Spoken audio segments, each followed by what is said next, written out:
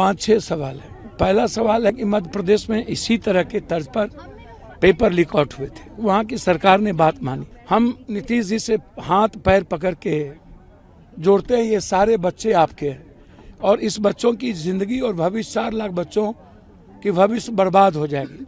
कहीं पर पदाधिकारी के बच्चे सर्किट हाउस में मुर्गा भात खा करके एग्जाम हो गया उसकी, कहीं पर लाउड स्पीकर से हो गया, कहीं आराम में कुछ हो गया। कोचिंग में जो प्रैक्टिस है वही क्वेश्चन आता है। तो ये कौन लोग हैं, इसमें कौन कौन लोग इन्वॉल्व हैं? 4 सिस्टम, सरकार का सिस्टम, बीपीएससी, माफिया और कोचिंग। इस चारों की इंक्वायरी हाईकोर्ट जज से आप क्यों नहीं कराना चाहते? 90 के पहले से लेके आज तक एक ही जिला 80% इन्वॉल्व क्यों है पेपर लीक में? नालंदा। एग्जामिनेशन पूर्णतः कैंसिल बिहार की होनी चाहिए।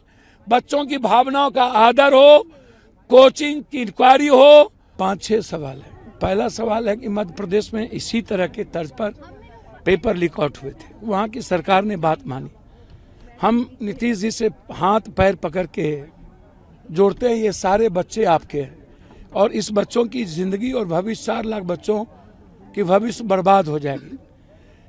पहला। दूसरा, बच्चे का मांग है कि सभी जगह सेंटर के सीसीटीवी फुटेज को आप सामने लाइए। कहीं पर पदाधिकारी के बच्चे सर्किट हाउस में मुर्गा भात खा करके एग्जाम हो गया उसकी, कहीं पर लाउड स्पीकर से हो गया, कहीं आराम में कुछ हो गया।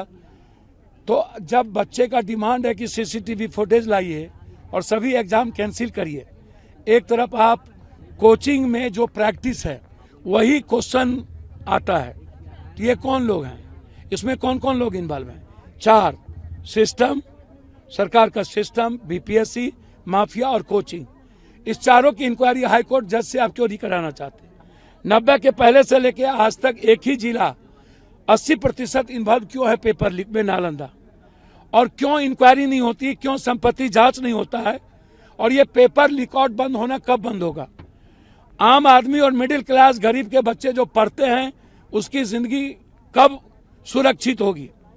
क्या ये पेपर बंद होगा? क्या आप ट्रांसपेरेंट करेंगे एग्जामिनेशन को, पारदर्शी लाएंगे? क्या जो एग्जाम भीतर में होगा वो बाहर देख पाएंगे कि हमारे बच्चे एग्जाम दे रहे हैं? क्या आप इसको सामने आगे से लाएंगे?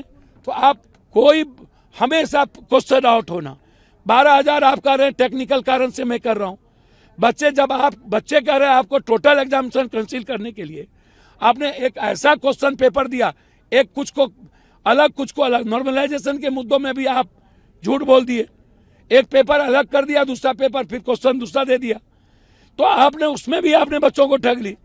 एक तो पहले ही बच्चों का की जो स्थिति है सर्वेयर के चलते बहुत बच्चे इसमें फुल फॉर्म नहीं भर पाए।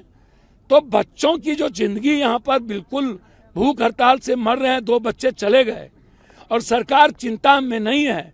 1000 करोड़ की प्रैक्टिस में ऊपर से नीचे बंदर बांट है और आप यदि यथावत क्वेश्चन को फिर से छोड़ दिए तो कौन प्रभावित होगा? और नया क्वेश्चन हार दिए तो कौन प्रभावित होगा? ये 4 लाख बच्चों को प्रभावित करने की बात।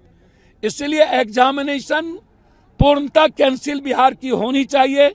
बच्चों की भावनाओं का आदर हो, कोचिंग की इंक्वायरी हो और पेपर जो लगातार माफियाओं के द्वारा सजेस्ट किया जाता और अलग अलग एग्जामिनेशन पेपर को दे करके बच्चों की जिंदगी प्रभावित होते, उस पर रोक लगे, साथ साथ पेपर लीक होना बंद हो।